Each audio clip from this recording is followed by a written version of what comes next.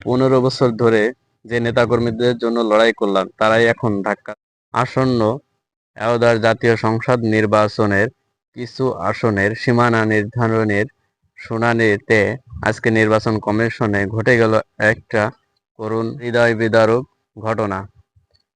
বিএনপির রুমিন ফারহানাকে ধাক্কা দিয়েছে বিএনপিরই কিছু নেতাকর্মী।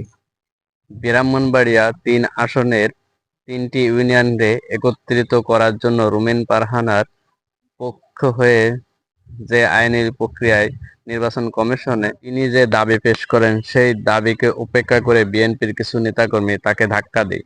সেখানেই শুরু হয়ে যায় হাতাহাতি, কিলঘুষি এবং হট্টগোল। বিএনপির এই নেতা এটি মেনে নিতে পারেননি। তিনি ক্ষোভে বলেন, গত 15 বছর ধরে যাদের জন্য আমি লড়াই করে আসলাম আজ তারাই আমাকে ধাক্কা দেয়। দর্শক, বিএনপির নেতাকর্মীকে উচিত হয়েছে রুমিন ফারহানার মতো একজনকে এভাবে ধাক্কা দেওয়ার? কমেন্ট বক্সে জানাবেন। ধন্যবাদ।